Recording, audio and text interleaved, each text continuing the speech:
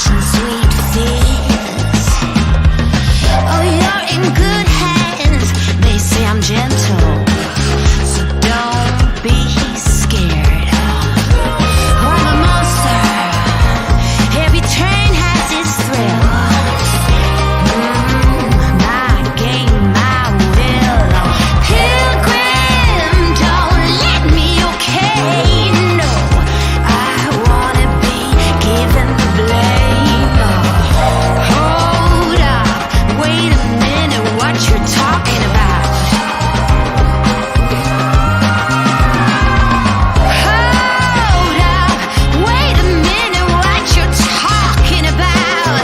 Wanna be given the blame. I'm a fraud. 'Cause I'm a true psychopath. When you're lost, take your trust. That's me. That's so sick.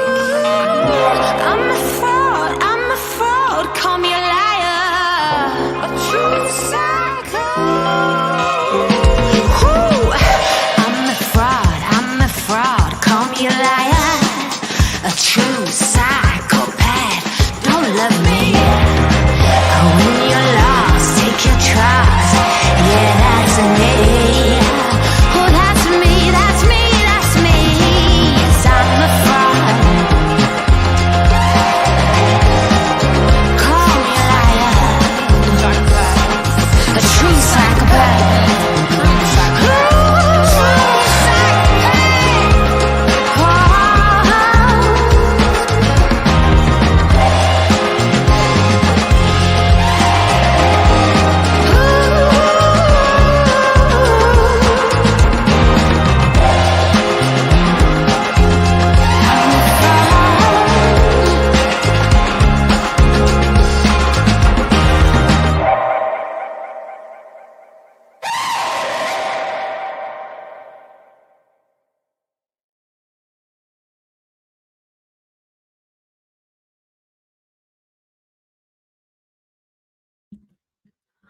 Hello, everyone. How are you? How are you? How are you? It's so good to see you. I hope you guys are having a great weekend, and we're about to close it out with stuff that will haunt your dreams for till the end of time. Just kidding. I don't know if it'll haunt your. I don't know.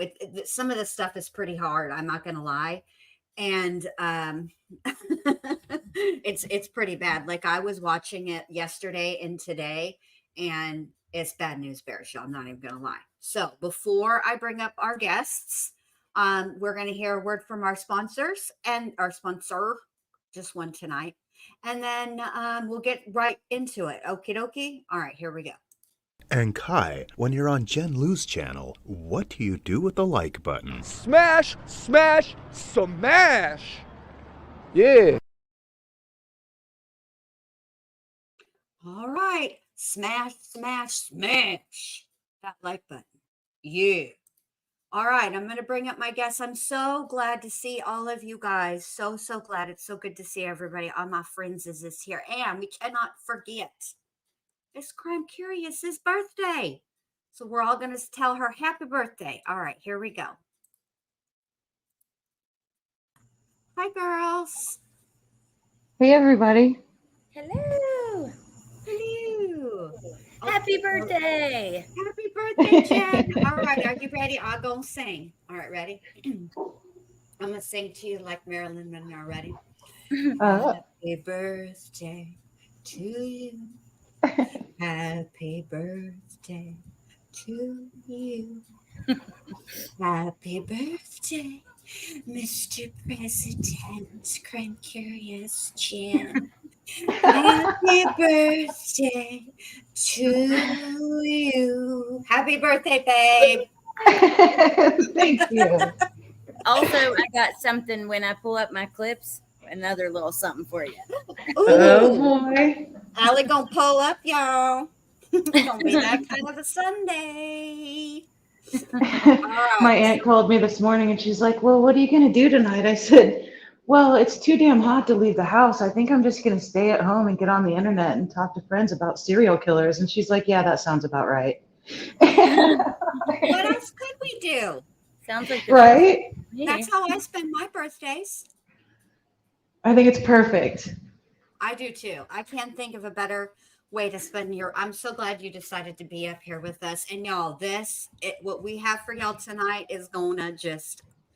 It's a lot, but I wanted to do this series because so many people are drawing parallels between Brian Koberger and different serial killers like Ted Bundy. I don't quite see Bundy, but that's just me. I don't think, honestly, I can say we see anybody at this point because we don't even know what he did to the victims. So we kind of need that. But I will say that the two stories that we're going to talk about tonight are very similar.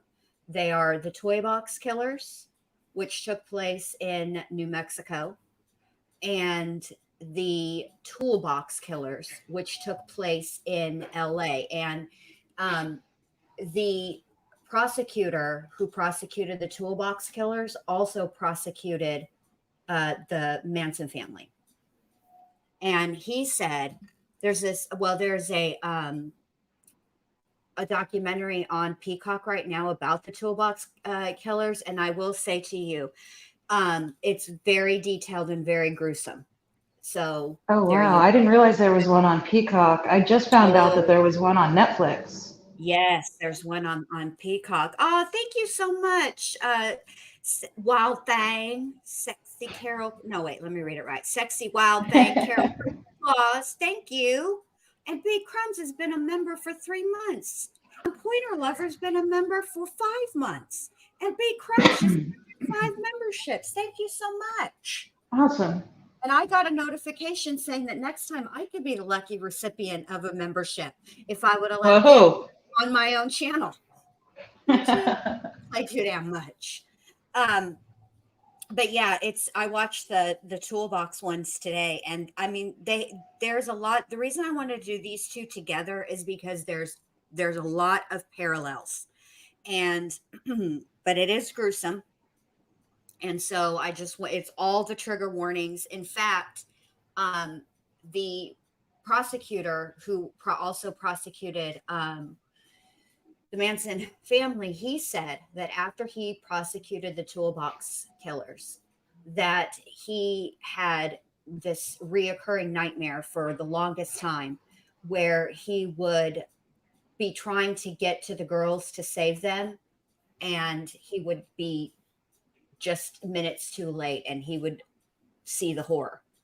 And he had that for the longest time. Yeah. And I know with the Toolbox Killers, one of the detectives who was in charge of sketching out the actual toy box, which was really just it was a like a trailer from an 18-wheeler.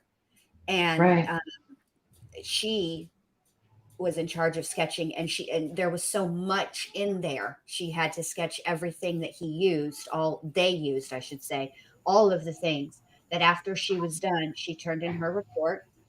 She went home and she unalived herself. Oh, wow. Right. And something similar happened in the Toolbox as well. There was an officer who also unalived himself after all this. Yes. So B Crumbs gifted, Jen. Sorry. I saw that. Thank you so much, B Crumbs. And Sexy. I just like Carol freaking Claus, but I also like Sexy Wild Thing, Carol freaking Claus, also gifted. Thank you guys, both B Crumbs and Carol freaking Claus. Thank you so, so much. Whew. So I guess we should get started with you, Allie. You want to do we'll do the toy box, and then we'll do the toolbox. Yep. Because they're bad, y'all. I ain't gonna lie. Hold on just a second. Let me get it. And now you can just accept for me to share it or whatever. Hold on. Yes, ma'am. I will. I sure will. I will accept. All right. Oh, there it is. Let me accept. You have been accepted. Okay. We have to start with Crumb Curious this stuff, okay? Yes. Okay, there's 3. I saved 3. Okay. Okay. Happy birthday. Okay, hold on. Oh, my God. It's your birthday. My birthday? Yeah. My birthday? Yeah. Yay! Your birthday. Yay. And then hold on, there's one more. You're really cute. Hold on.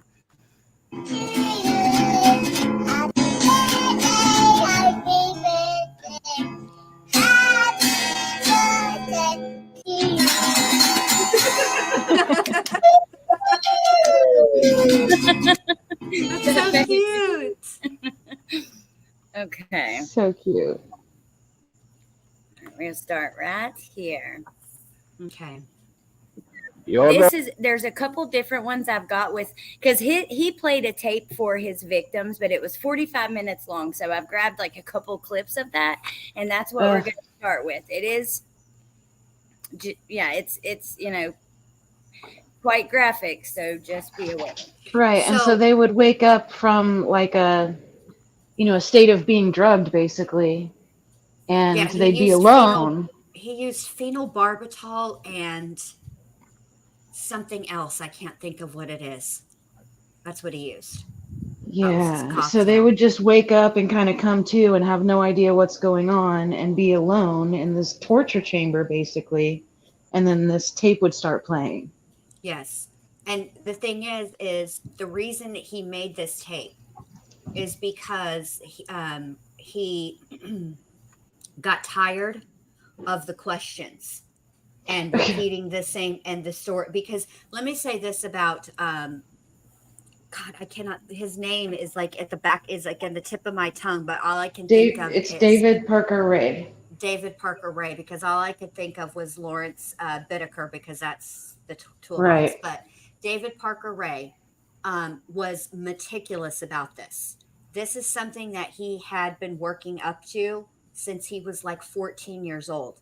He came from an abusive home, which is not an excuse, but I will say that the parallels between these two cases and the home life of these boys is very, very similar, like shockingly and almost scary similar. So it begs the question about nature versus nurture. And I've always believed that it's both.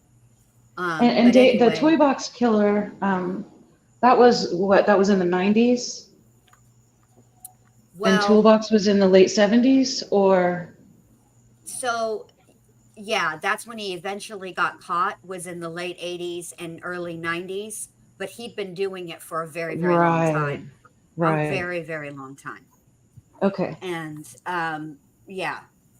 And the other thing about it is, so he was married a couple of times, and he had a daughter, and he was extremely close to his daughter. So close, in fact, that when she had a child of her own, it was rumored in the town that he is actually the father of her child, and she was his partner in crime.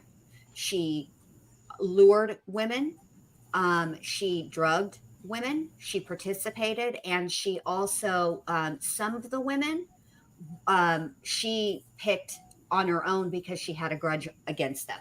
So what they would do is they would get these women. Some of these women were just regular everyday women. Some of them were prostitutes, but they would get these women. They would drug them, and then they would keep them for 3 days, no more, no less.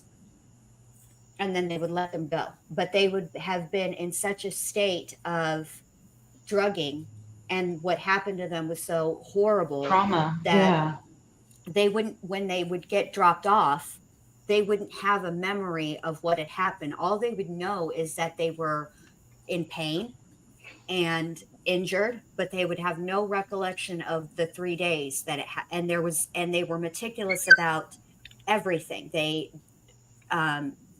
would clean after each time. The women's bodies were cleaned as well, so there was no forensics. How they got caught is one of the women escaped, and she made a 911 call from their home and then ran down to a neighbor's house, a neighboring trailer, and busted in the door, and the woman called the cops, and that's how they found everything out. I think a couple of the clips I have will be like some of the victims that have spoken up. I think actually one that you're talking about, I think, but like I spent one time researching this case like a few months ago, and then I hadn't talked or looked at it again until grabbing these today. So I don't know as much as you guys. The exact number, Adrian, is not known, because what David Parker Ray would do is he would film them, but he would never show their faces. One woman was identified by a tattoo, and that's how she saw it. She saw her own tattoo and came forward. But as far as, and the other thing that he would do is he recorded these, and some of the women were sold into human trafficking, but there were other, but he would also sell the tapes. So, yeah, there's that. And he had it was more than his daughter. He had another woman at one point towards the end, and then he had a guy. But okay, Allie, Friends, yeah. Okay, ready? I changed it to, because I have two of the tape. I think this is the very first part. I'm pretty sure. Okay. So, Okay. There, bitch. Are you comfortable right now? I doubt it. Wrists and ankles chained, gagged, probably blindfolded. You are disoriented and scared too, I would imagine. Perfectly normal under the circumstances. For a little while, at least, you need to get your shit together and listen to this tape. It is very relevant to your situation. I'm going to tell you, in detail, why you have been kidnapped, what's going to happen to you, and how long you'll be here. I don't know the details of your capture because this tape is being created July 23rd, 1993, as a general advisory tape for future female captives. The information I'm going to give you is based on my experience dealing with captives over a period of several years. If, at a future date, there are any major changes in our procedures, the tape will be upgraded. Now, you are obviously here against your will. Totally helpless. Don't know where you're at. Don't know what's going to happen to you. You're very scared or very pissed off. I'm sure that you've already tried to get your wrists and ankles loose. No, you can't. Now you're just waiting to see what's going to happen next. You probably think you're going to be raped, and you're fucking sure right about that. Our primary interest is in what you've got between your legs. You'll be raped, thoroughly and repeatedly, in every hole you've got. Because, basically, you've been snatched and brought here for us to train and use as a sex slave. Sound kind of far out? I suppose it is to the uninitiated, but we do it all the time. It's going to take a lot of adjustment on your part, and you're not going to like it a fucking bit. But I don't give a big rat's ass about that. It's not like you're going to have any choice about the matter. You've been taken by force, and you're going to be kept and used by force. What all this amounts to is that you're going to be kept naked and chained up like an animal, to be used and abused anytime we want to, any way that we want to. And you might as well start getting used to it, because you're going to be kept here and used until such time as we get tired of fucking around with you. And we will, eventually, in a month or two, maybe 3. It's no big deal. My lady friend and I have been keeping sex slaves for years. We both have kinky hang-ups involving rape, dungeon games, etc. We found that it is extremely convenient to keep 1 or 2 female captives available constantly to satisfy our particular needs. We are very selective when we snatch a girl to use for these purposes. It goes without saying. There, bitch. Okay. Are you comfortable right I now? want to chat first before we go on to the other things. Yes. Whew. I remember the first time I heard that. I had come across it on accident. I remember exactly where I was. It was early 2020, and the search for Gannon was happening. And I was just, I was all over YouTube. And, you know how, one video will end and the next video will just automatically begin, and it's nothing that you've chosen. It's just, from the algorithm or whatever. Yes, Yeah. autoplay has gotten me a few Yes, times. autoplay. Mhm. Autoplay gave me David Parker Ray, like, oh, you want to watch true crime? Here you go, lady. Yeah, here's the You know? truest true crime you can ever see. Oh, I just got goosebumps right now when you said that. I mean, and it was one of those things, like, I didn't want to listen, but I couldn't not listen. And Yeah. in my mind, I'm trying for what I just naturally try to imagine, coming to in a scene like that. I mean, how many times when I was younger would I go to bars by myself, and all of the things that people warn you about, I was like, nah, I'm fine. I did so many things that now, had I been into true crime back then, I think I would have lived a lot differently. Yeah. But, I mean, but yeah. I felt the exact same. Oh, sorry, Jen. Oh, sorry. Go ahead. Go ahead, Allie. Well, just when I heard it, like I didn't want to listen, but I couldn't stop listening. Like you said, it like just stunned. Yeah. But that's all I was gonna say, Jen. Yeah. When I first heard it, I was like, oh my God. And I've known about his case for a very, very long time, for like, it's bad. He's a bad dude. And the thing is, he is technically a serial killer. Although, y'all ready for this? He has actually never been, he was never charged with any murder. And Right. the reason why is because in the later years, there was one murder that was captured on film, and it was sold as a snuff film, and the victim Wow. was in a ravine, and the guy that was his partner towards the end, who was also in a in a love triangle with his daughter and with the lady who he's referring to in this tape as his lady friend, because there was a second woman. And initially it was the daughter, the lady friend, and the guy. They were in a love triangle, but the woman ended up wanting to be with David Parker Ray and worked very, very hard at getting to be with him. And so the actual last victim, anyway, the victim that they ended up unaliving, when the guy that was also caught with all of this went to show them where they had buried the body was no longer there. So at some point, Ray had gone back and moved the body. And so that's why he's never been charged with any murders. But he is, make no mistake about it, he is a serial killer.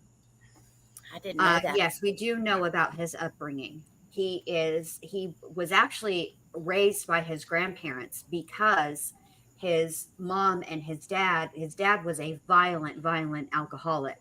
And when he left, his mom didn't want to be a single mom. She couldn't take the stress. So she left him to be raised with his paternal grandparents. And they were very, very, very religious, like fundamentalist Christians. And yeah, so it was, he was abused, he was beaten, stuff like that. And so at some point in all of that chaos, he drew the violence at some point started to arouse him, and then it just set off this just chain of events. And it's No, Well, he died. He got okay. So he was convicted, right? And as after he gets sentenced, and they're taking him to the prison, he gets to the prison and promptly dies. Like I think of a heart attack, if I'm not mistaken.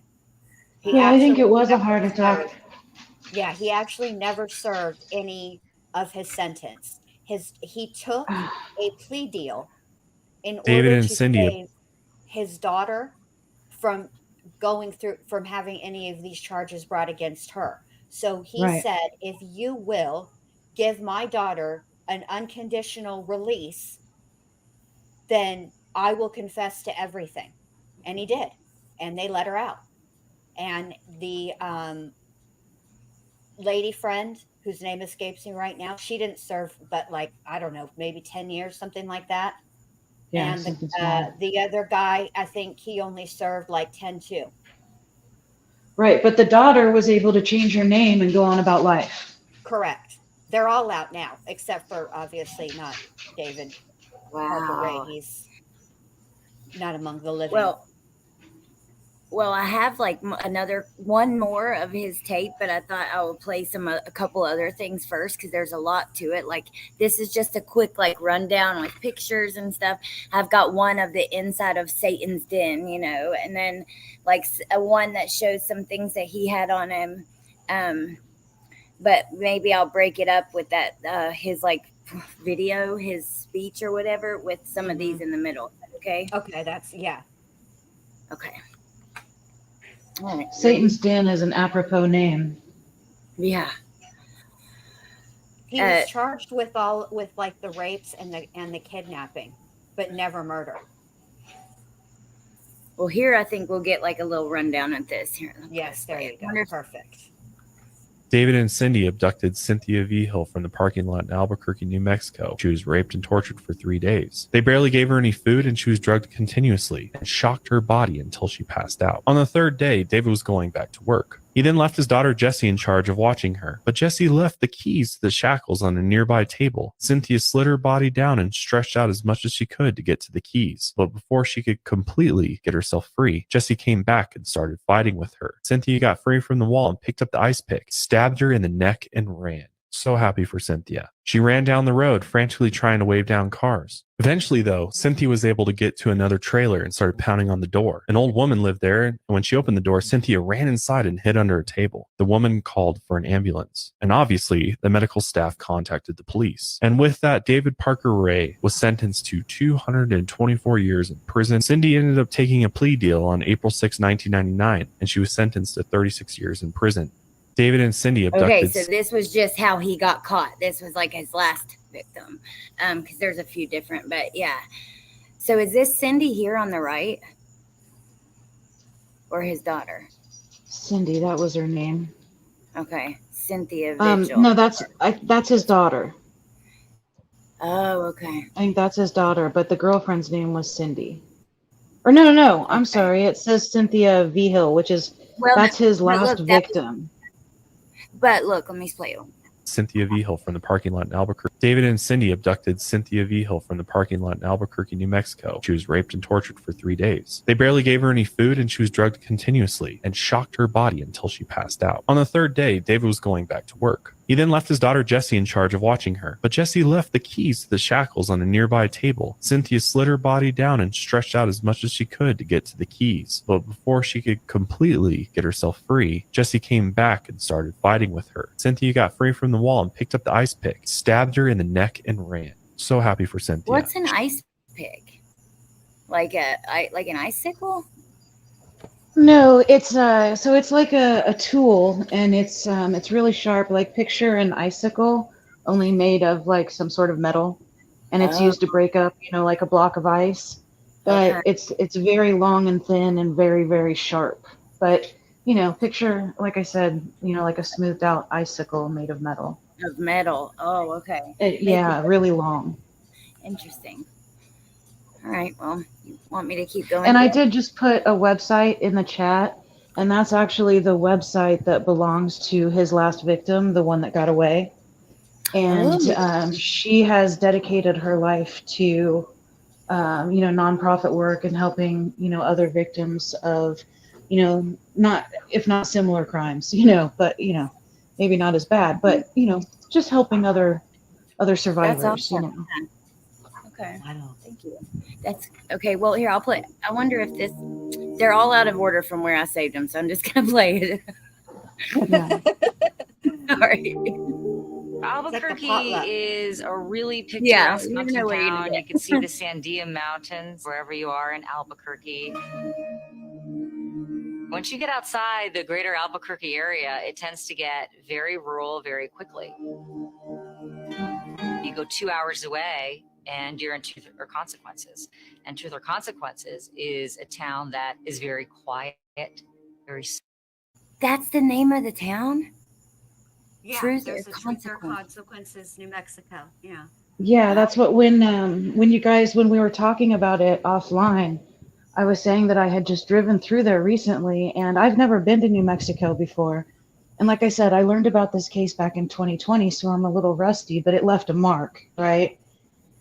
And I think last the same thing. Sorry. Was I like, ooh, Truth? That's I feel like I've remembered right. something. Right. Well, and so I found myself driving through New Mexico. I guess it would have been, well, it was before the Stalk trial, so it would have been like January or February of last year. And it was just after midnight, and I was headed to a place called Silver City, New Mexico. And I'm just following the GPS. I don't know what I'm doing. I'm just going. And I see a sign that says Truth or Consequences. And immediately I was so freaked out. It's just me and the dog, and it's after midnight, and everything's dark. And just even seeing the sign that said Truth or Consequences and knowing that I was going to be driving through the town where this happened, I can't tell you how scared I was. I was so freaked out. I would be too. It's dark. You're like me and my dog. I don't know where I'm at. Not used to it. Right. I'm in a 20-year-old vehicle. Like, what am I doing? I'm like, well, Jennifer, what have you done? Sorry. Really quick. Thank you, Cutie Pie, for becoming a member. I think that's what it says. Yeah, I think hers expired and she re-upped. Thank you, babe. I appreciate that. I had to step away for a second. Y'all, Max, fat ass, got stuck under the bed. I had to send for backup. I had to go in the living room, and my husband had to lift the bed so that he could get out. I don't know how he got under there. And listen, I'm watching the chat, and I see all of you guys talking about the Hurricane Hillary in California. And you listen, everybody stay safe. If you have to dip, you have to dip.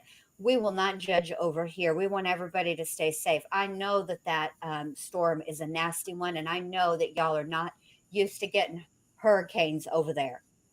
Us over here in the Floridas, we're like, oh yeah, it's a hurricane. We throw parties, so that's what we do. Well, this is a hell of a story to listen to on a dark and stormy night. Yeah, it's almost maybe not perfect, but perfect. Right. Perfect for me. I like to be scared, but yeah, other people might not. Okay, let me look this up because I want to see when these crimes took place, what years. I'll tell you guys in a second. Okay, hit whatever you want to do. Okay, I'm just going to play them in the order I have them because I'm getting confused trying to move them around. I accidentally exit out. So here, this is the next part of his tape. This is the only last part I've got of it, but it's also very graphic and creepy like that first one. So just to let y'all know. But okay.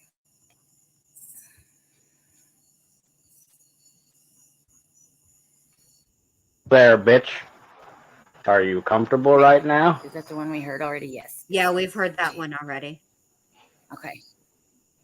You're going to be kept drugged a couple days while I play with your mind. By the time I get through brainwashing you, you're not going to remember a fucking thing about this little adventure. You won't remember this place, us, or what has happened to you. There won't be any DNA evidence because you'll be bathed and both holes between your legs will be thoroughly flushed out. You'll be dressed, sedated, and turned loose on some country road, bruised Sore all over, but nothing that won't heal up in a week or two. The thought of being brainwashed may not be appealing to you, but we've been doing it a long time, and it works. And it's the lesser of two evils. I'm sure that you would prefer that in lieu of being strangled or having your throat cut. Okay, undoubtedly, somebody's going to be looking for you. There may or may not be a missing persons report. But nobody's going to be looking for you here. They don't have any idea where you're at. You don't even know where you're at. We're always very careful about that. There are not going to be any knights in shining armor coming to rescue you. You are strictly on your own, and under the circumstances, I bet that is a scary thought. If there is another girl in the room, she won't be able to help you either. You're going to be kept. Okay, so he recorded himself. This is an audio tape, like from back in the day. It's not like a videotape, but he did videotape his crimes. So his crimes span from around 1957 to 1999. Oh my God. What? Yeah, there's really no telling. There is no telling because while they recovered a ton of tapes, videotapes, okay, of him and his accomplices, none of the majority of all of the women, their faces were not shown. So what the prosecutor said is, if you cannot identify a victim, then you cannot charge a crime. Do you see what I'm saying? Even though they had the videotaped evidence of it, my they God. did not. Yeah, they couldn't identify the victims, and so, Wow. yes, he did. He let most of them go. Right, and they just thought they had a really bad time on drugs, and Oh my God. or maybe they had made a bad decision, or maybe they got drugged at the bar, or Exactly. you know, Exactly. they didn't. Oh, go ahead, Jen. Oh no, I was just gonna say. I mean, they didn't know what had happened to them, but he really did do all of those things, and the way he lays it out, he's not lying. I mean, that's precisely what he did, and it did work. I mean, it's like he's not bullshitting. No. And that's just incredibly frightening because this process is incredibly honed. Exactly. And I will say this. So it's in New Mexico, and that's where these crimes took place. And there was another question that I wanted to answer, like really, really quick. Okay, so the people that he unalived, that he was never charged with because they couldn't find the bodies. The one girl, which was one of the last few victims, she was young and she was married, and she and her husband were disagreeing, having a fight. So she went to this bar. There's it's a local bar, and she ran into JesseRay there, which is David Ray's daughter. Okay. And she drugged her, and she brought her back to Satan's den, the toy box. And she survived. But what happened is, when they let her go, she couldn't remember anything that happened. And she was traumatized. And to add insult to injury, her mother-in-law was livid with her because she'd been missing for 3 days. They found her on a beach. She'd been missing for 3 days, and she was drugged when they found her. And she yelled and screamed at her and how irresponsible it was. And it ended up, the PTSD and the trauma from it all, she ended up getting divorced. And then she ended up remarrying later on. But she could never be intimate with her new husband, nor would she allow her new husband to see her unclothed.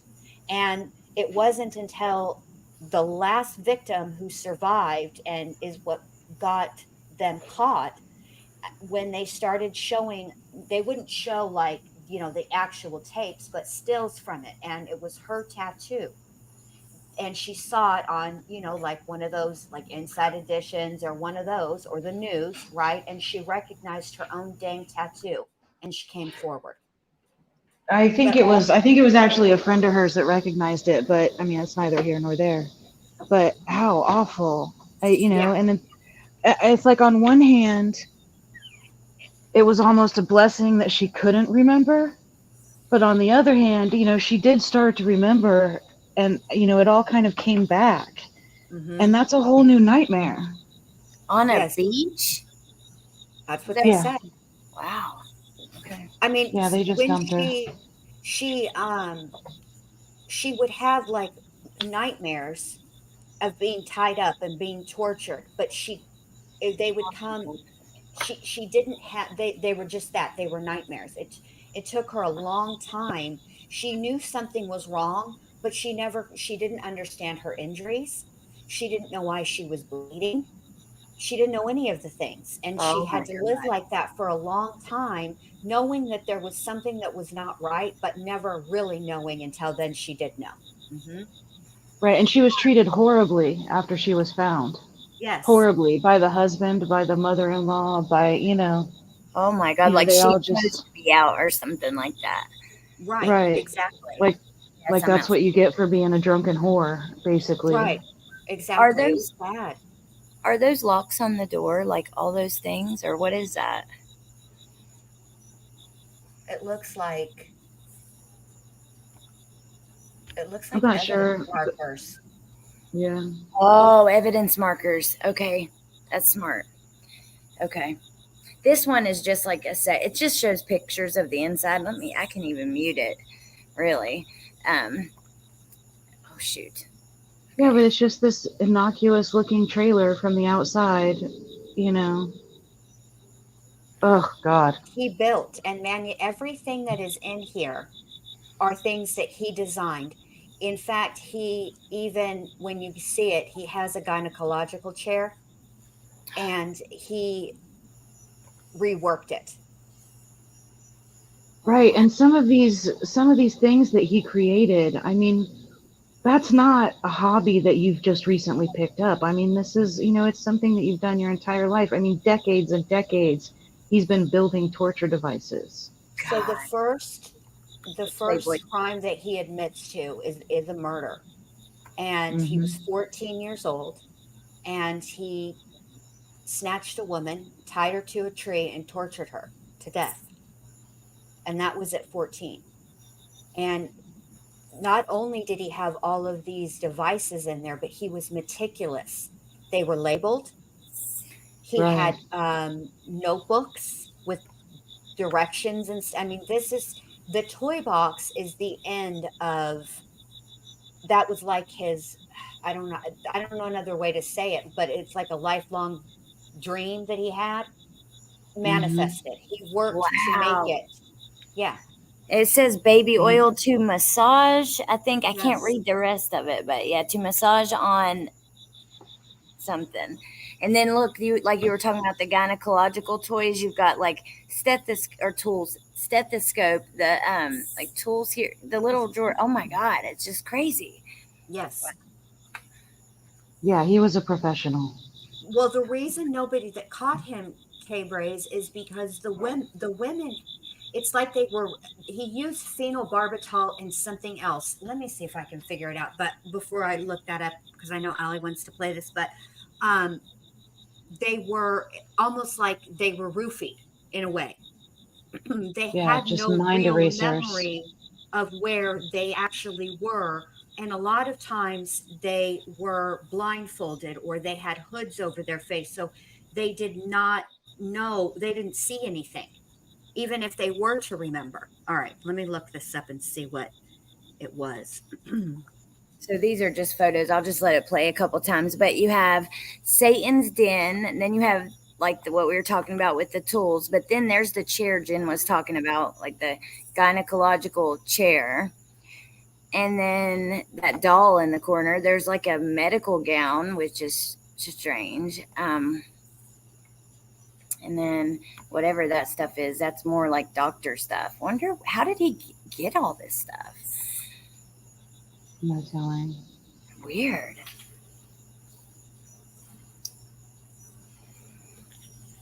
Yeah, I know.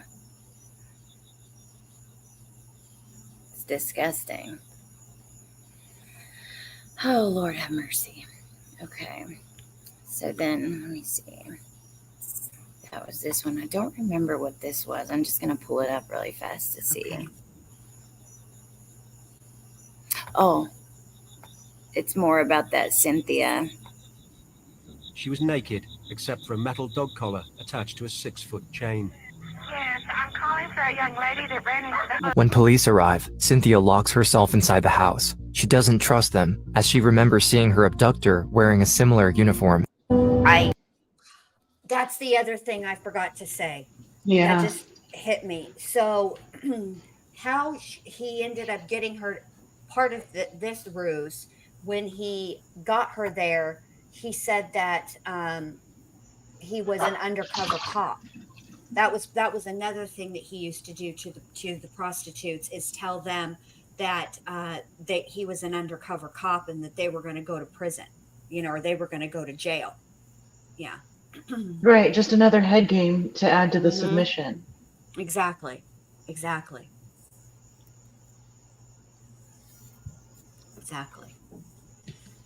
Woo! That's great. I don't know. God. It's so scary and just so freaking sick and twisted. Like, these are some of the most, all the cases we talk about, the perpetrator, man or woman, is sick and twisted, right, in one way or another. But these are just so like dark. But I think that it makes me even more interested in it, like because you can't understand it at all. You know what I mean? Right. But let me say this while we're talking about, because this is the crime that everybody's, got on their minds, is Koberger. These crimes are crimes that he would be studying, because these crimes are a special breed of serial killer. These are sexual sadists. Right. So that's a whole different breed. Here's something else I was thinking about too that I just wanted to share with you guys. Like I was saying earlier, the first time that I heard about this case, I remember exactly where I was, and I wasn't expecting it and I wasn't looking for it, and it was in like the beginning of 2020, and I had been watching YouTube, with Watts and Patrick Frazee and all kinds of Colorado stuff back then, but I didn't have like true crime friends, you know what I mean? And I don't know, I'm sure that it's part of it is that, it's been 3 years ago that I learned about the case, and I learned all these awful details.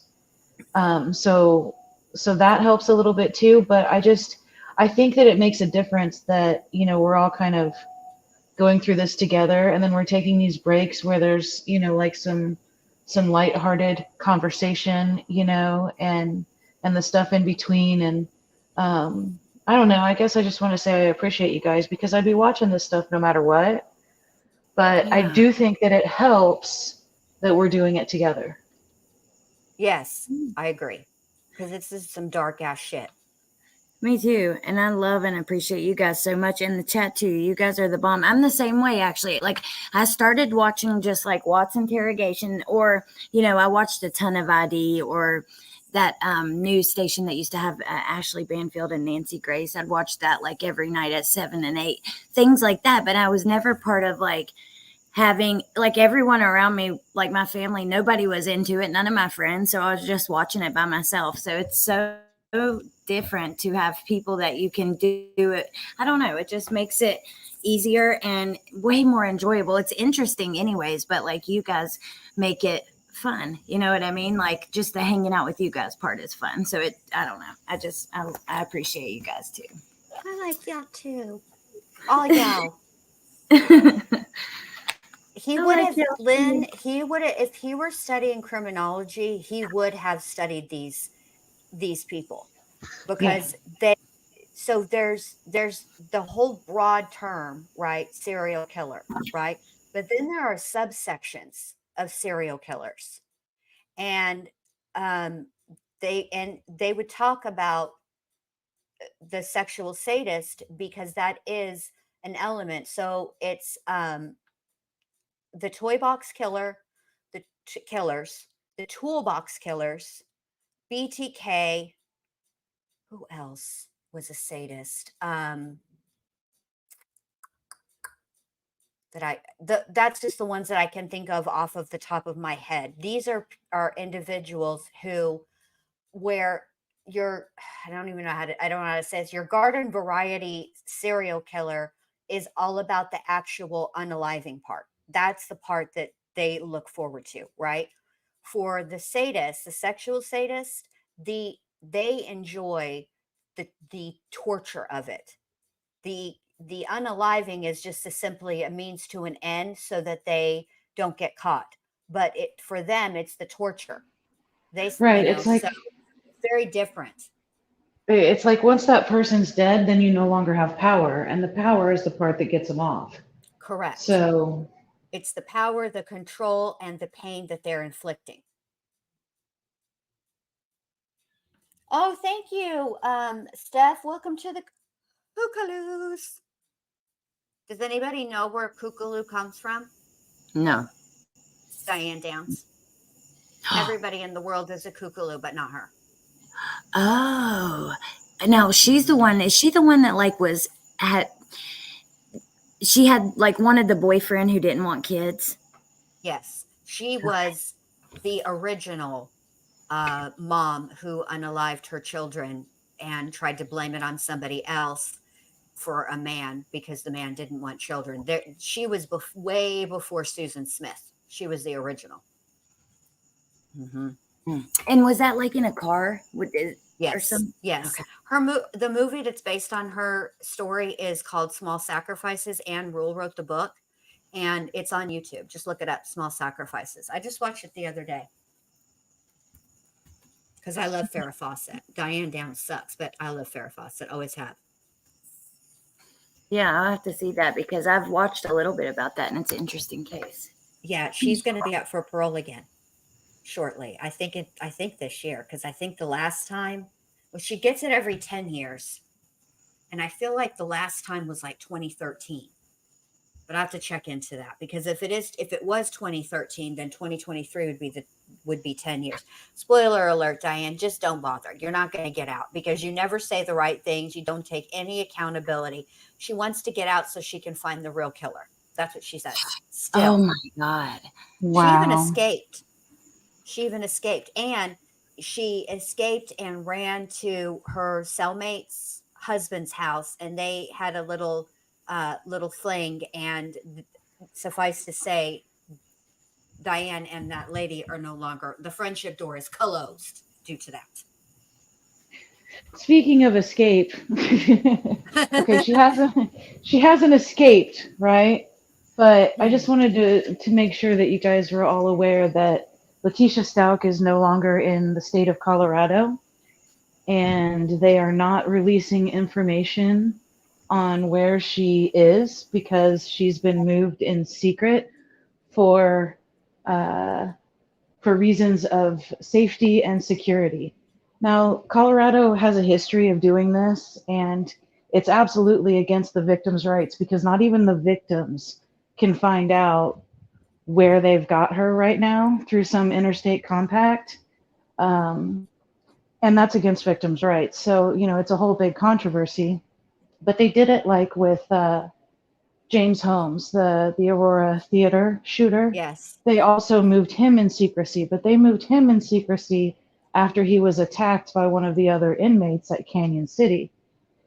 And so I don't know if she was attacked. I don't know. I mean, I have no idea what led to it. But as of this week, Letitia Stout is nowhere to be found. Listen, I went through, I mean, you guys know me, right? Little Miss Thorough. I went through every single state's Department of Corrections website trying to find her. She's nowhere, not that's listed. She'll pop up eventually, I think. Yeah, she will. She will. And like with James Holmes, they ended up transferring him to a federal institution in Pennsylvania, I think. And eventually everybody found out where he was, but you know, for now, nobody knows where Letitia is other than the people who transferred her there. And I don't know I'll if that's say for her this. safety and security. I don't know if she attacked the guard. I don't know if other inmates attacked her. I don't know if she was just such a pain in the ass that Colorado was like, bye-bye. I don't know. It seems to me like Colorado doesn't care to, let's just be honest here. Okay. They do not have a good history of holding on to people. Bundy escaped Right, twice. right. So the deal is, they don't seem to like to hold on to their high profilers. Watts is Right. no longer there. So if I were you, you know what I would do? I Hmm. would look into what states have contracts Yeah, with for the interstate Colorado and compact. and then narrow it down. And eventually one Leticia Stout will be found. Right. She showed us, I'm going to tell it. I even She looked for showed us the Maria screenshot. Sanchez. She showed us the screenshot searching. And she put Maria Sanchez in there. I'm like, I sent Allie and Jen a screenshot. Like, I'm gonna find this bitch. And it was searching for Maria Sanchez in the DOC website. I was like, I'm gonna find her. I know she's there somewhere. I think God. we should just look in every state. I mean, we could each take like 15 or 7. Oh no! I've already looked in every state. It just hasn't registered yet. I mean, wherever she is, it's just not available yet. But it will be eventually because there's not a secret prison system. no. That's not a thing. And the way that they get away with it is by saying that it's temporary. It's a temporary move. Right. Well, but if you, like, I read an article about it last night, and they said that sometimes temporary can be a decade. You know, a whole, a 10-year period. Well, it's a temporary move. We don't have to tell you where she is. But I don't know. I mean, look, they didn't even hide Charles Manson, and they're hiding Letitia Stout. Give me a break. Yeah, Charles Manson went once it was all said and done, he went to San Quentin and he didn't ever move. That's where he Right. stayed the whole duration. Do y'all know that I used to belong to a Facebook group, and they had a contest about when Manson was near the end there about when he would die, and whoever guessed either the closest would win a shirt. Do you know that Wow. I guessed his correct death date? Do you know I never got that fucking shirt either? I'm so salty about that. But yeah, I got it right down to the day because I knew what he was sick from, and I used a little of the medical knowledge that I have and did some mathing. I know I'm shocked at my own self, but I guessed it correctly. Wow. Somewhere I have a screenshot of it. So when I tell y'all that I have screenshots that would shut a bitch's respiratory system down, I'm not playing. I do have. I be hanging on to all kinds of shit, and I don't even. A lot of it is I just sent it to myself, so I just have to scroll up. But yeah, she'll pop up. I would say. Yeah, and she's probably in Wisconsin. Would She's shut probably up at whatever respiratory system down. I'm sorry. She's Yeah, probably Wisconsin at is one of the whatever first places I diagnostic checked. center is for chicks. So Yeah, just for the guys. Yeah. Wisconsin is one of the first places I checked because I figured that because I know we have an interstate compact with Wisconsin, and that's where Tachita is. Yeah. And they've got a lot of high-profile ladies there, and she didn't want to be in the prison she ended up going to. Now she got her wish. Careful what right, you wish I know. for, Letitia. Well, and like with James you're gonna Holmes, fuck around and find out and be sent. You'd really you thought Colorado was cold. Wait till they send you to fucking Wisconsin. right? Well, if they do send her to Wisconsin, I mean, they might. But I was also looking, and remember how much she hated Alaska? She hated Alaska so much that she said, we should have given it back to Russia. And we also have in Colorado. Fucking suck. She says the most throat off fucked up I shit. know. But Colorado also has an interstate compact agreement with Alaska. So Do they have one with Texas? I don't know if they have Texas or not. But like with James Holmes, they moved him to a federal institution. And I'm going to be pissed if they move her to federal because federal is easier time. Not for her, though. That's true. Nothing will be her. Listen, everybody, I'm telling you, I have a sneaking suspicion her interrogation video was, you know, played at the you know, up at the prison, because I mean her trial was freaking strange, you know. Right. And they heard the stuff that she said. You know, I don't want to say anything. You know, if you have to put a disclaimer before something comes out of your mouth, don't fucking say it, okay? Because it did come out wrong and racist, Letitia. Right. Right. Well, and look at how much stuff that she blamed on Hispanic people, you know. That's my I mean, point. I think that's even, what the deal was. I think La Raza was like, no, right. don't put her over here.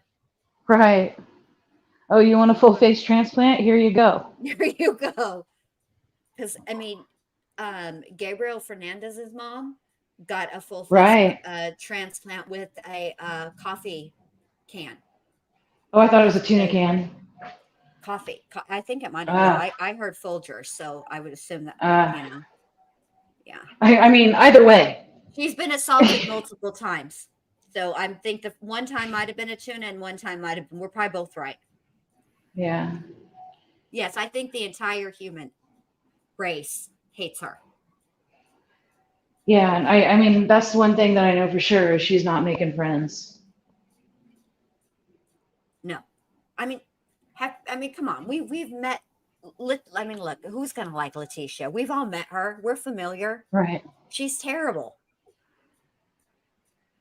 Yeah. Sorry, I didn't mean to derail it on Letitia. No, I have fine. that tendency, but but if they put, what if they put her with Taylor Business? Her sentencing's coming up next month too, by the way, y'all.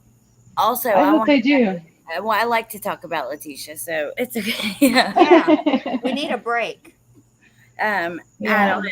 I'm really curious what sparked the move, but yeah, exactly. And I was wondering if she had been attacked, how do we find out such things? You know, I mean, it's not like it's not like they're going to drop a press release. You know, no, I don't know. Somebody will talk. Right, like inmates writing to people about it, or exactly. All we got to do is be a little patient because somebody is getting close to the end of their time. It's no different than Chris Watts. He didn't have to be, you know, he wasn't there, but what, a year before people that were, you know, in with him? Because, well, Dodge is different because it's a diagnostic center, but still, do you know what I mean? Right. Yeah. Okay. Yeah. I even searched for Maria Sanchez. Like, where are they hiding under all her known aliases? Ain't nobody got time for that. You should have put in there Dr. T. I know. First name, Doctor. Last name, T. Oh, I do hope they send her to Alaska. Oh, God, can you imagine? That'd be the perfect. Yeah, you know, that's like she should. That would be a punishment because she doesn't want to. Right. Right. She hated Alaska. Yeah, she did. She caused a whole dust up in Alaska too. Oh yeah, I mean, nobody tells her no. No, you know, she has to get her way. And she will make it so. Yeah. Oh, okay, where were we? MK, hold on a minute. Let me see. MK. MK gifted 5 memberships. Thank you, MK. You're the best. You guys. You spoil me. I appreciate it so much. Thank you. Thank you so much. Oh, by the way, speaking of members, I'm almost done with this next video for members, and the next trailer about a case I want to cover, another serial killer, one that doesn't often get talked about and gets overlooked quite frequently, but we gonna talk about it. So be on the lookout for that. Yeah. I'm gonna mute for a little bit because I'm gonna step outside and it's just so loud with the heat and the cicadas. So, Okay. Oh, well, all right. All right, so we're going to go on to the next case, which is the Toolbox Killers. This happened in Los Angeles in like the 70s, 80s, I think it was. I'll look it up in a minute. Oh, thank you so much, Emily. I'm glad you guys liked it. And I still have to work I'm still working on Gannon's story. Don't worry about that. It's coming along. But the next one is the Toolbox Killers. And this is the case that involves Lawrence, why can't I think of his name? I just said it a minute. Bittaker and Roy here. I can't think of his. I got too sidetracked with Letitia. is it Anyway, Norris? Norris, there you go. Thank you. Yeah. Now these two met in prison. And when they got out, what they decided to do was they were going to make their sick, twisted fantasies come true. Now, the interesting thing about Bittaker is that his IQ is 138. He's literally a genius. Okay. He also comes from a broken home, very violent, lots of abuse. He was the definite leader. But what they decided to do was they are a different breed. They are also sadists, but they like teenagers. So they're in a subsection of pedophilia because they like their victims were all pubescent. So anyway, so they bought a van, and it was essentially a mobile torture chamber. And they kept the instruments of torture in a toolbox, which is why they're called what they're called, which is why they're called the Toolbox Killer. And Toolbox. Why do I can't talk today? Toolbox Killers. And so they kidnapped young girls, but the way that they did it was systematic. They wouldn't go and just get their age range that they preferred was from 13 to 19 years old, but they wanted to do it chronologically, first 13, then 14, so on and so on. That's how they wanted to do it. But they absolutely, once they were done with their victim, they did unalive them. And so we're going to hear about this now. The documentary that's on I don't appreciate YouTube just all of a sudden playing the video before I hit play. It's very rude, YouTube, and very presumptuous. The documentary that's on Peacock, and we're going to watch something from Law and Crime, but it's based on the woman who decided to do a study of serial killers. Okay. And she wrote to Lawrence Bittaker, and he would not give interviews. He wouldn't participate in the study, all of the things, right, for a while. And then he ended up consenting to it, and they began writing, and they formed a friendship of sorts while she was studying him. In fact, he was on the phone with her when she delivered her child. When she was studying him, she was pregnant, and she went to the prison pregnant. So we're going to hear about that, and we'll just pause here and there for commentary. I'm going to speed it up a little bit because it's already 10:43. So okay, that's what I'm going to do. And also because I didn't watch all of it beforehand.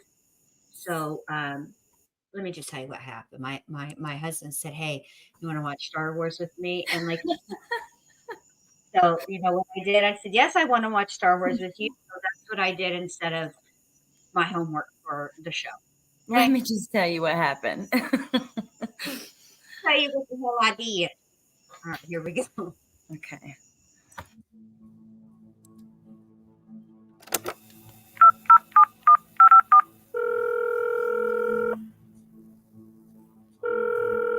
Hi, this is Julie. Hi, Julie. It's Laura. Hi. Hi. How are you? I'm fine. I don't even know where to begin with this call. So you're Andrea Hall's sister. Yes, I'm her oldest sister. Wow. How can I help you? God, this is so crazy. So, I have a background in forensic psychology, bachelor's, and I've been interviewing different serial killers for the last couple of years, but two of which are Bittaker and Norris. And last summer I went to go see Bittaker, and he drew me a map of where Andrea and Cindy are. And York City. no, I'm not.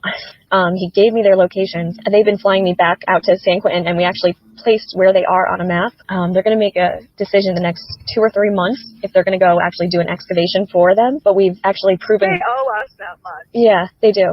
They do. Thank you. Oh my God, don't hear me crying so hard right now. I'm sorry. I feel like I know you, and I feel like I know Andrea digging into this case, and it's like, Oh my God. it just breaks my heart. Like, she's still out there. It was awful. Yeah. All right, so I got to pause for commentary. So the deal is, Bittaker died before Norris, but not that long. I mean, they truly were, in a very sick, disgusting way, like an old married couple. And they died within weeks of each other. Bittaker died first. He had a massive, massive heart attack. And one of the things that these two foul ass humans did was they recorded the RAPE of one of their victims because she was a virgin. And when it was played in court, people that were listening left the courtroom and vomited. I mean, it was because you hear everything. And this is law and crime. I know they're not going to play and they're not going to play that. So you don't have to worry about that. And if I know because the documentary played a little tiny bit of it, so I know what it sounds like, and we will be skipping directly over that. I can't even imagine. We would love to have her back. I hope you get it done. You know, I'm going to do everything I. But the girl that's saying, I'm going to do everything, and she's the forensic psychologist. At the end of it all, he did. She told him, like, you're not well, you're sick, right? You need to give these families closure, and that's what he started to do. So that's where this picks. I can to bring her back for you guys. Oh God, thank you so much. I just feel like I knew Andrea, and I'm like, they must be still looking for her, and it just kills me. It kills me. Study serial killers, they said. It would be fun, they said. Jesus Christ.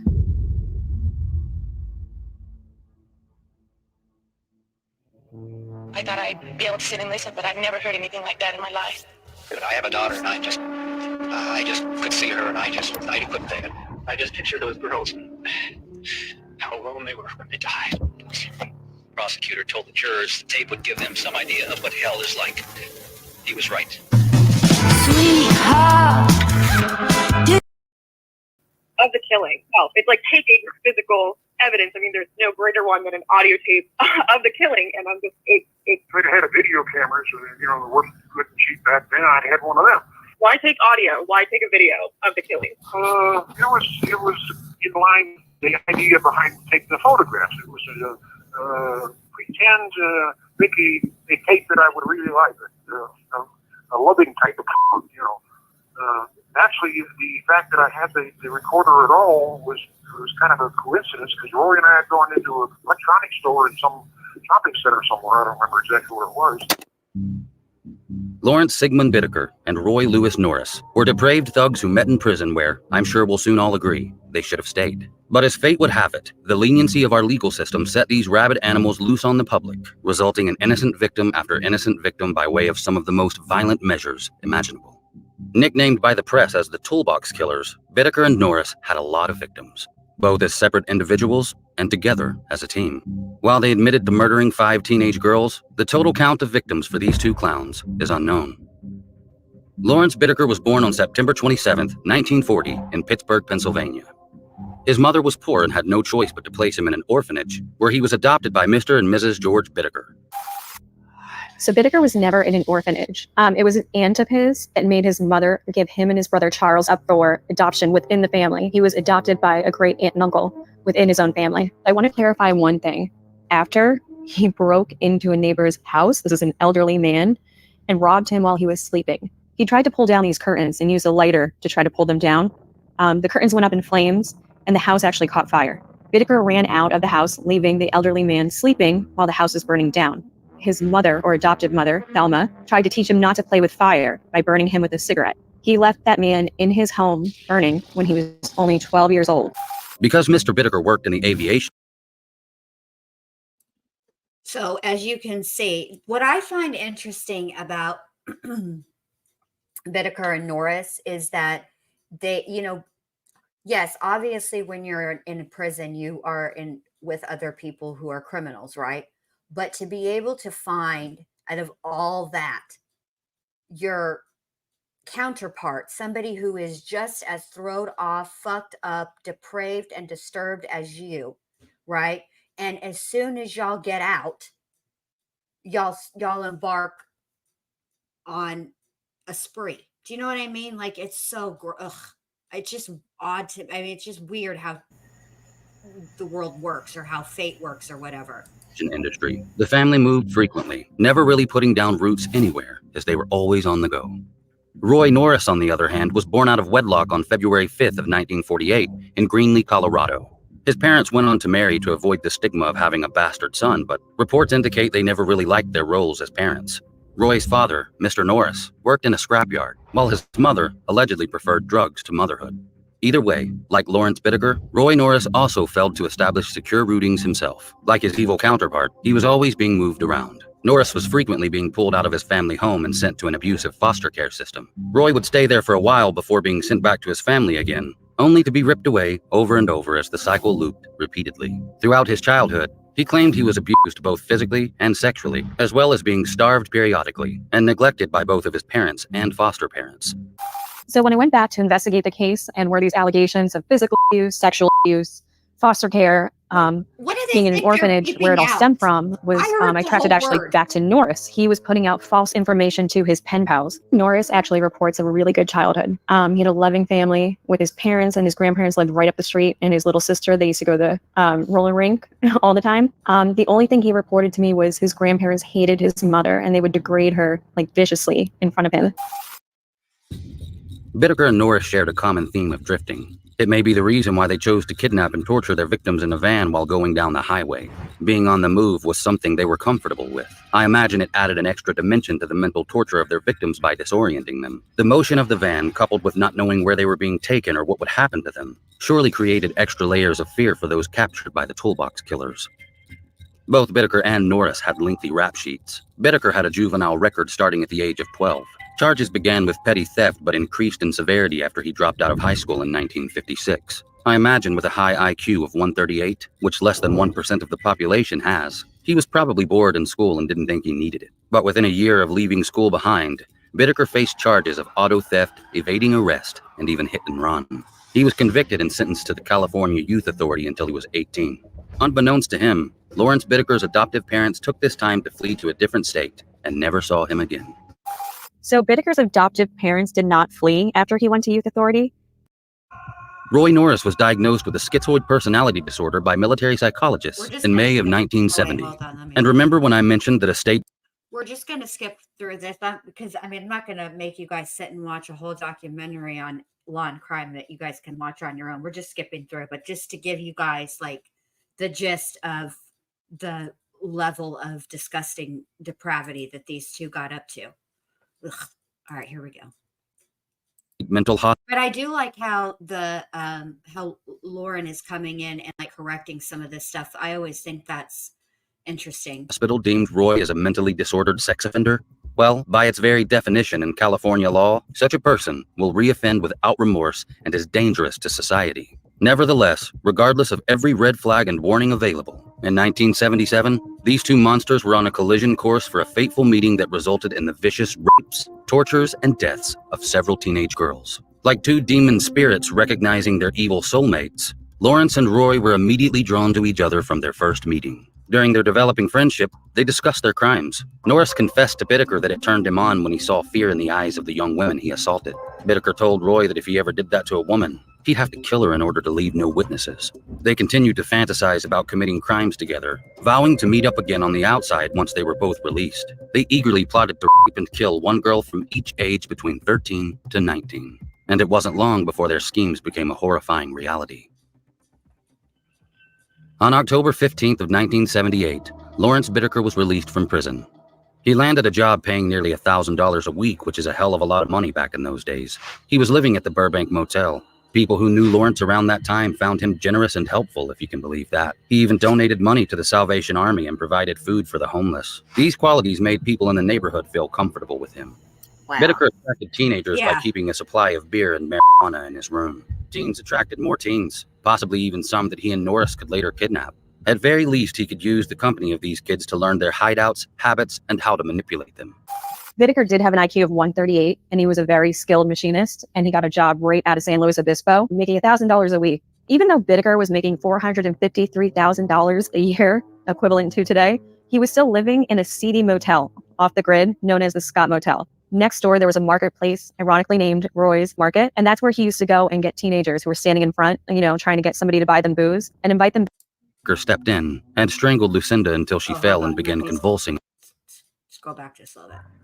Norris violated her. Hold on. Prison, stating that the girl displayed a Norris opened Hold on. I'll get girls there. Around 8 p.m., they spotted Lucinda Lynn Schaefer, a 16-year-old girl who had just left a Presbyterian church youth meeting. When she refused the offer of a lift, they pulled up further ahead of her. As rehearsed, Norris opened the sliding door and hid just inside the van. As Bittaker steered close to Schaefer, Yeah, I'll post a link to this in the description for anybody watching on replay or anybody watching now who wants to watch the whole thing. I'll do it right now. Norris caught her by surprise and dragged her inside the van before closing the door of the vehicle. Bittaker turned the radio up full blast while Norris tied the young girl up. They drove the van out to the San Gabriel Mountains where they could take their time with the girl and avoid interruptions. Lucinda Schaefer, as expected, initially screamed and struggled, but she realized her efforts were in vain. She was no match for a much stronger Roy Norris. Bittaker would later write about the incident in his memoirs in prison, stating that the girl displayed a magnificent state of self-control and composed acceptance of her situation. She didn't cry or resist. According to Bittaker, she expressed no great concern for her safety. I guess she knew what was coming. Acceptance? What a complete scumbag. She was terrified, in shock, and if she could think at all, she probably thought if she didn't resist, they might not hurt her too badly. Lucinda Lynn Schaefer probably thought that compliance was her only chance of survival. They took her to that fire road in the San Gabriel Mountains, just as planned. There, Norris told Bittaker to go take a walk for an hour. I'm sure that was one of the longest hours of Schaefer's young life. Norris violated her. All right, so that's essentially their MO. That's what they did. All right, hold on. I want to get to the part where they get arrested. And She was a beautiful young girl. She was a beautiful young girl. All these girls were. I want to see if they put him. Yes. Let me see if they talk about him being on the stand. Hang on a second.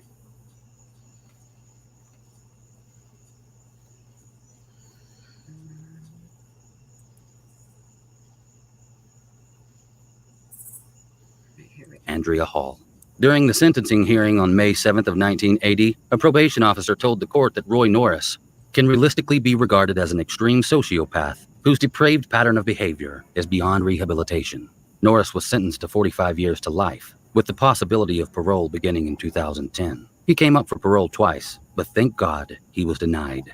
Norris continued to claim that the murders were all Bittaker's idea and that he himself didn't enjoy the torture or the killings. He said he only took joy in violating his victims, but both detectives and psychologists contradict him, stating that he liked terrorizing and torturing victims just as much as Bittaker did. His previous criminal history involving women before he and Bittaker teamed up proves that. And, as we know, violence only escalates when it comes to a dangerous psychopath. Fortunately, Roy Norris finally died of natural causes in San Quentin State Prison on February 24th of 2020. He was 79 years old. For nearly 40 years, he wasted taxpayers' money, but at least he was never granted another opportunity to create more victims. Lawrence Bittaker actually went to trial. At his arraignment on April 24th, 1980, a judge entered a not guilty plea for him because he refused to plea on his own behalf. He was charged with 29 counts of kidnapping, rape, sodomy, murder, possession of a firearm, criminal conspiracy, and conspiracy to commit murder. In December of 1979, he had allegedly attempted to hire two soon-to-be ex-cons to kill Robin Robeck to keep her from testifying against him. However, the charge of her rape was eventually dropped due to lack of evidence. Remember, during the lineup, for some reason, she was unable to pick him out. Against his attorney's advice, while in prison awaiting trial, Bittaker began his memoirs with a book called The Last Ride. The book details the torture and murders of his young victims, all of whom had families to mourn their loss. It was a slap in the face to the families, a smug statement to the police as if to say, look what I can do, and you couldn't stop me until I led you to me. What an absolute piece of shit. On January 19th of 1981, Bittaker went to trial and his former BFF, Roy Norris, was ready to sign his death warrant. During his testimony, Norris told all, even details about the assault of Robin Robeck. Bittaker's own neighbor, a 17-year-old named Christina, said Bittaker showed her a picture of Gillum and said, the girls I get won't talk anymore. Bittaker also played her an audio tape of two girls, probably Lamp and Gillum, screaming while he laughed. This tape recording was never found.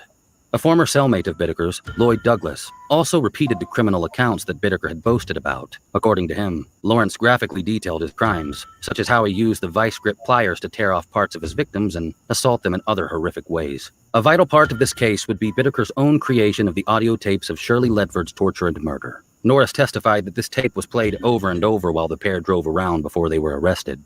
Roy said Bittaker thought it was funny. The defense tried to get the judge to throw this evidence out, but the judge denied the request.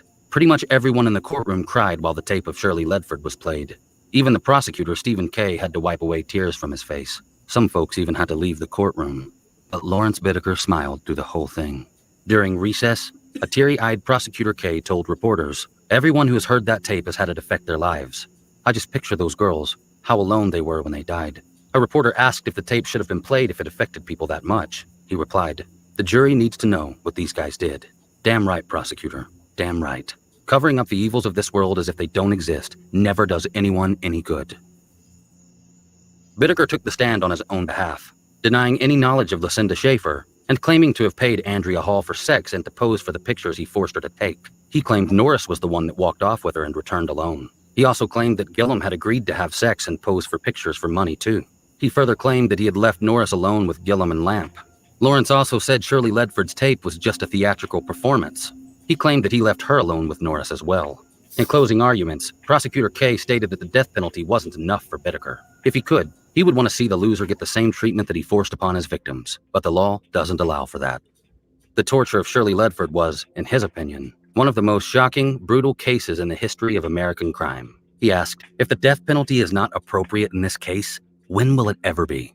On February 17th of 1981, Bittaker was found guilty on all charges. The jury deliberated for 3 days. Then on March 24th, Bittaker was sentenced to death. Judge Thomas Fredericks also added an alternative sentence just in case the sentence was ever reverted to life in prison. In that event, Bittaker would serve 199 years and 4 months. In other words, there wasn't a hope in hell Lawrence Bittaker would ever leave prison alive. He would never hurt another woman.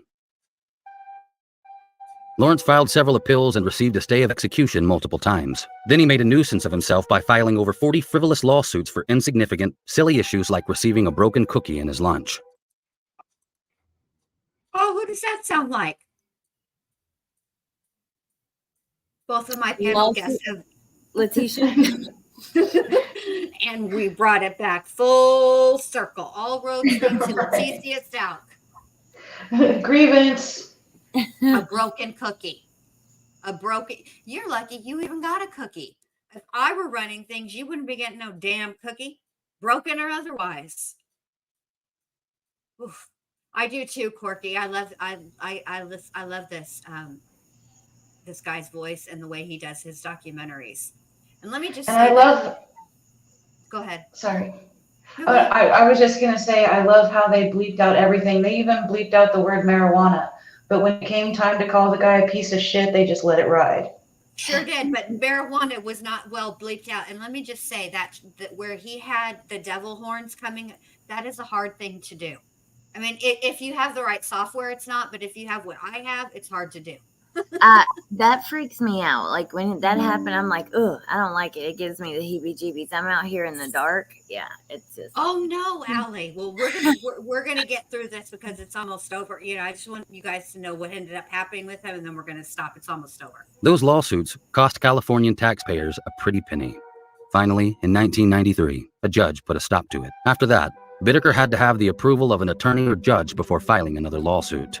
Bittaker settled into life on death row. The monster received a lot of fan mail and even answered some of it. He was known to sign his name as Pliers Bittaker. He played bridge with other Southern California serial killers like Randy Kraft, aka the Scorecard Killer, Douglas Clark, aka the Sunset Strip Killer, and even William Bonin, aka the Freeway Killer. Yes, it truly appears that Southern California is the serial killer capital. In June of 2018, Laura Brand, a journalist for Peacock TV, began having telephone conversations with Bittaker before going to see him in prison. She was putting together a documentary about the Toolbox Killers. She hoped her interviews with Bittaker would lead to the locations of the remains of Andrea Hall and Lucinda Schaefer, in hopes of bringing some closure to the families.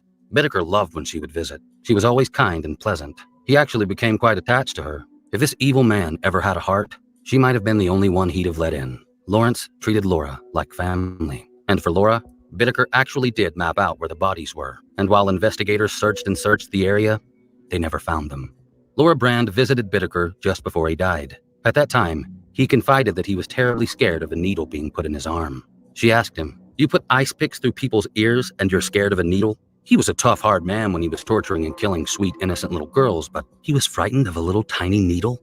It's laughable how cowardly the worst monsters can actually turn out when dragged into the judgment of the light. Bittaker had a fondness for Laura Brand and even put her down as his next of kin in his will. This evil excuse for a man finally died on December 13th, 2019, at the age of 79 in San Quentin prison from natural causes. And there you go. That's how it ended for him. Ugh, Wow. so gross. I could definitely relate. You know, in the beginning when you first started playing the thing and you could tell that she's walking and in a low voice she's like, "Investigate serial killers," they say. "It'll be fun," they said. Like, what was I thinking? I can't imagine. I myself have had a fairly negative experience. It wasn't a serial killer, but it was somebody who was in the California prison system, and we had a mutual friend, me and this person, and after he did his prison sentence, he was released. Well, but they didn't release him. Instead, so he been. I don't know. She is. You went off and on, and like half of your sentence cut out. You went back Yeah. on, Weird. back on. And for now like, you're naked. Yep. Weird. Yes. Okay.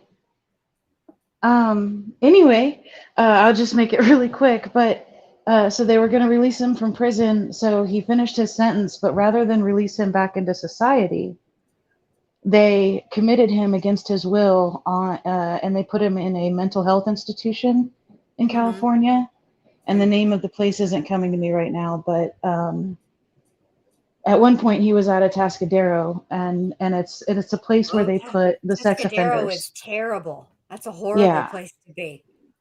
Yeah, and this place that he's at now isn't so great either. And there's no release date. You know, it's they can keep him there for the rest of his life, and he's already served his prison sentence. And so he wanted me to write an article because he was crying about his constitutional rights, you know, and saying, look, they can't keep me in prison. They can't keep me locked up because they're afraid of what I'm going to do. They can't punish me for crimes I haven't committed yet. And so, you know, this guy really wanted me to write about him. And listen, there's a reason he's locked up. Right. And I learned a very valuable lesson, and I'm still afraid of that contact to this day. And he calls me about twice a year. He'll leave me a voicemail, even though I'll never call him back. I don't blame you. It was, you know, but I went in, I'm like, I'm a journalist, you know, thinking, this is going to be such a great story. Yeah. Oh my God. There's a reason he's locked up. Manipulation is an understatement. Yeah. Yikes. Well, I just want to say really quick, and then we'll get back on topic. I've been watching the chat. Sorry. No, you're fine, babe. Steph, you are more than welcome here, and I'm so glad that you found us and that you like my chat. Between mine chat, Allie's chat, and Crime Curious's chat, ATS News has a great chat. Crime Sleuth, and also all great people, all great chats. So welcome. And Carol freaking Claus, you do have the biggest and best heart, and you are absolutely worthy of love. And I don't know what that's the only thing I saw was like that one little part that you wrote, and but not before that. And I just want you to know that you are worthy of love. You have the best, biggest heart. And I don't know who made you doubt that you're worthy of love, but they's wrong, because you are. They's wrong. They is very wrong. Very. Yeah, chat. They're silly. We were talking about Bigfoots and everything. Oh, we can't be talking about the Bigfoots with Allie out there, because I'm telling you that anytime that we do talk about the Bigfoots, Allie starts hearing shit. And the thing is, Allie is not hearing it alone, because I can hear what's around her, and I hear it too, and I'm like, get your ass in the house. I don't know what's out there. You're like, I hear it too. Get in the house, Allie. Run. Yeah.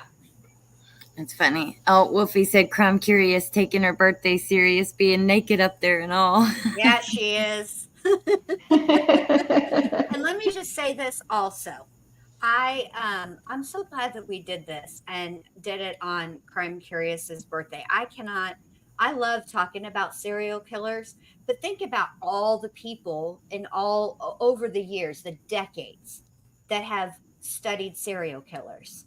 And yet we don't study them and become one, or just be a mass killer either. Koberger, you know what I'm saying? Which I don't think that's how it started for him. I think he actually was interested like the rest of us. But again, I think that the combination of who he is and all that all culminated into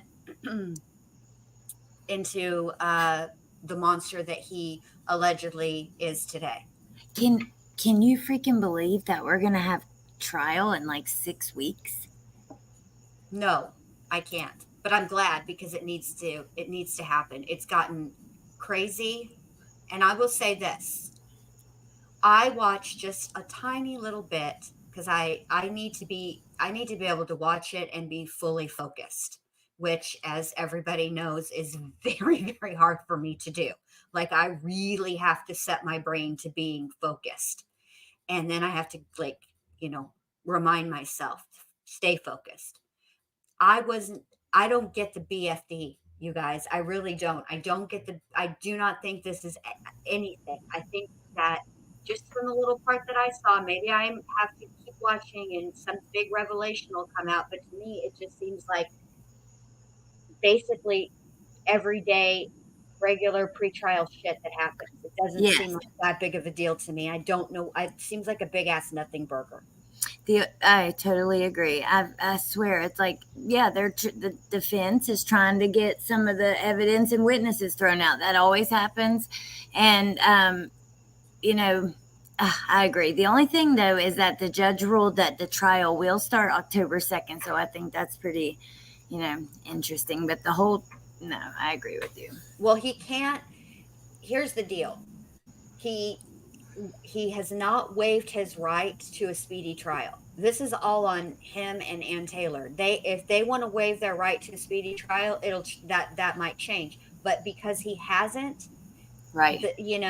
But let me ask you. Let's say he does last minute. Can the judge say, "Sorry, buddy, we're doing trial October 2nd"? Or would the prosecution say that, like, we're ready, we rushed to get ready, we threw everything, we put other things on the back burner, or whatever, anything. But I don't know, because look at Boone, her attorney, the state is ready and has been ready. In fact, not this last time, but the time before that, the prosecutor said, we've been ready. Right. but he keeps getting granted continuances due to this little kerfuffle between JAC and the forensic psychologist. So I don't know. I have to look into that. That's a good question, Allie. This is a good question for Chris. Where's our friend Chris, Crime Curious? We have questions. He has been so incredibly busy. That guy, he's going to make partner in no time. I'm thinking about getting just maybe we could do like a crowdsource and pay a retainer just for an attorney so that we can ask questions. Right. Of a criminal attorney, just so we can have, these are like getting a defense attorney from Idaho. We need to have one that is obviously familiar with the way that Idaho does criminal cases. They have to be familiar with the court system there. So maybe that's what we should do. Just get a freaking retainer together and hire us an attorney and Consultant. just ask all the freaking questions. Corky, it's scheduled for October as well, but it's not gonna happen in October. They're gonna push it. It'll probably be more like November. Yeah. Suitcase Sarah. Yeah, I was talking to somebody about her this morning, and the person I was talking to was like, well, her defense is that she was drunk and it was an accident. And I was like, no. That's not her defense. Her defense is that he deserved it. Correct. Her defense is that she was a battered spouse. And right. That, he deserved it. Something triggered her, something about his behavior, and she basically reacted in what is tantamount to self-defense. Right. And then, drunken stupor aside. Correct. Well, she wasn't drunk. Remember, she goes on to tell everybody. I mean, and then they play that tape and she's still sticking with it, that she wasn't drunk. Hold on a minute. Let me shut my door because I can hear Star Wars from in here and it's really distracting. I mean, I've seen each and every one of those movies 11 billion times. I know exactly what's happening. I don't need to peek my head around the corner. That's more for me than for y'all, really. Yeah, she wasn't drunk. Her voice and that was my best impression. I'm telling you what, though, I will say this about Star Wars. I'm gonna put it on the internet so it's forever. Whenever it's my time and I'm no longer on this earth, I don't really want to be in a casket, but I know that people will want to say goodbye. So as my casket is being let out of, don't put me in a church, I'll burst into flames. Let's be honest. Wherever we're having the services, please make sure that when it's being carried that the Imperial Death March is playing. That's what I've always wanted. Everybody knows I'm coming. A lot of people feel that what's going to end up happening with Sarah is it's going to get to a point where there won't be a trial. They're just going to, let her out with time served, but I don't think that's the case. I think what's going to end up happening is they're going to have this hearing in September. The judge is going to figure it out. And because I can't say what the judge could possibly be thinking, because I don't know what the other forensic psychologist was used for and what that forensic psychologist determination was. If it is the same thing and all they're looking for is to get a different diagnosis, I have a feeling the judge will be like, no. $7,000 is what the state pays, and the state has already paid it. So if you're trying to, no. Right. Well, real quick, Jen, I'd like to know, what do you think about this PI? What is it that the PI could even be looking into? Okay, so he mentioned mitigation, and what I'm thinking is that it's going to go towards sentencing and to this.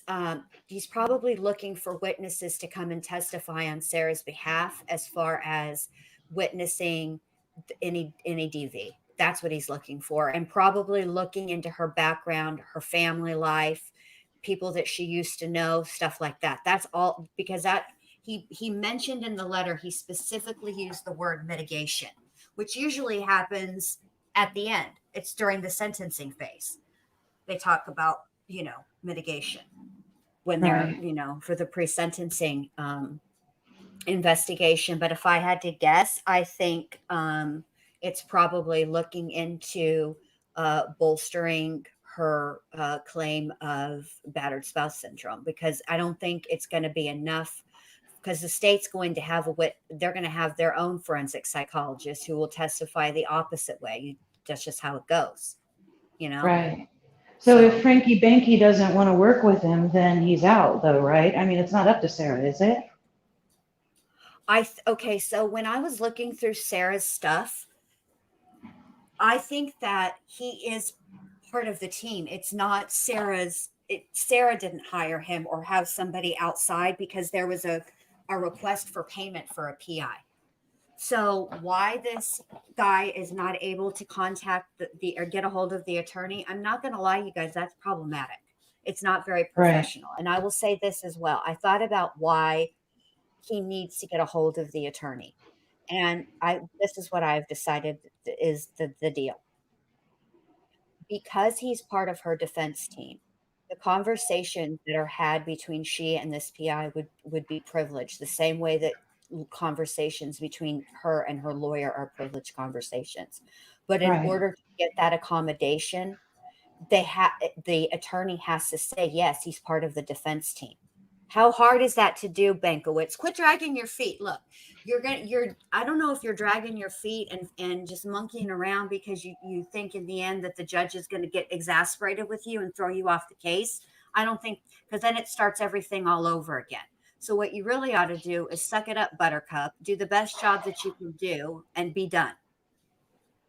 Oh, so you're not thinking that this is a new PI, like maybe he was already on the team, he just didn't have direct access to Sarah yet.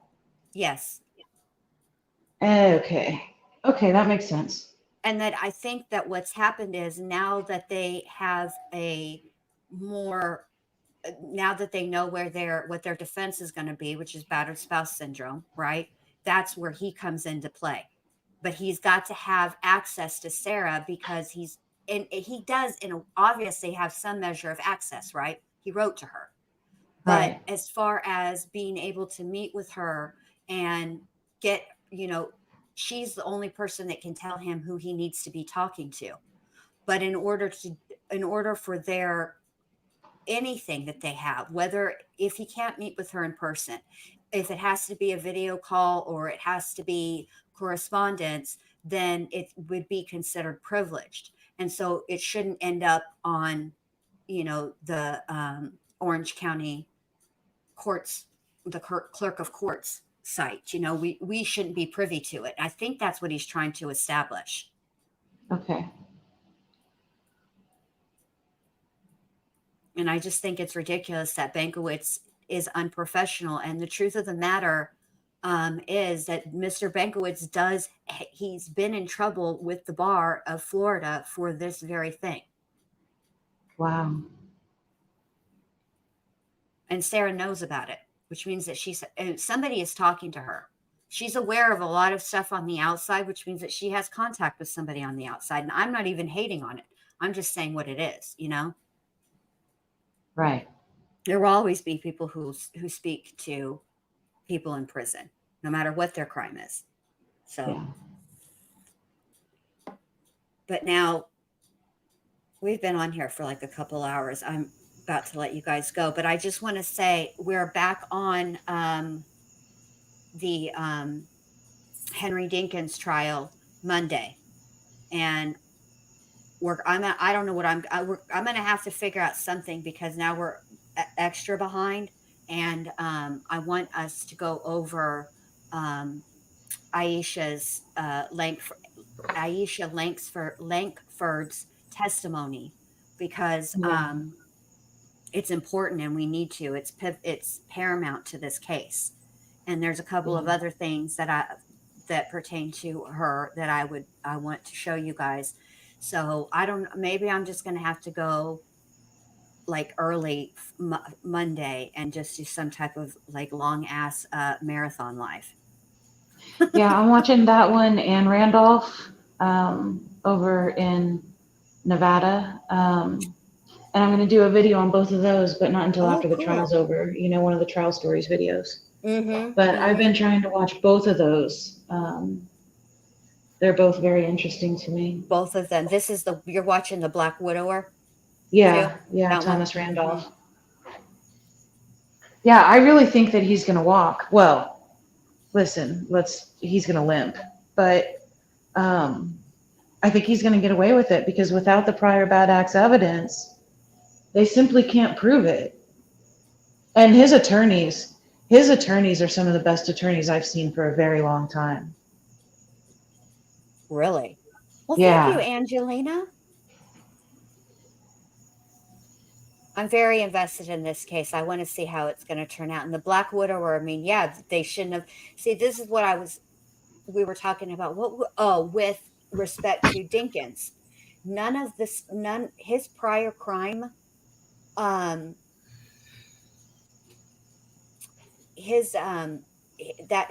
charge that caused him to be a RSO, Right. can't come in. That's considered prior bad acts, and it can't come in. So, we'll see. I think that I haven't been able to keep up with Randolph the way I wanted to, because I can, Lynn, if you'd like me to. I just don't know when I would. I'll just get up extra early tomorrow and put a little something together. It won't be fancy. I'm telling you right now, you guys. If I have to do it fast, it'll be accurate, but it won't be fancy. So don't be looking for all my cool shit that I normally do, because I can't do that. It takes a while. Just the thumbnail today took me like a long time. I couldn't get it right. I still don't like it. I think I'm going to take away the toolbox and the Satan or whatever it is that I put over there. I don't like it. It's too busy. Anyway, but I'm glad you chatted, Angelina. Happy birthday. Ladies. Happy birthday, Crime Curious. Thank you for spending it with us. I'm going to let you guys go. Thank you all for being here. I appreciate it. Thank you for having me, Cindy. You're I loved welcome. it. I always love hanging out with you guys, and yeah, it was fun. All right. Yeah, it was good. And unlike the first time I learned about these cases, I don't think that I'll have nightmares tonight because I shared it with you guys.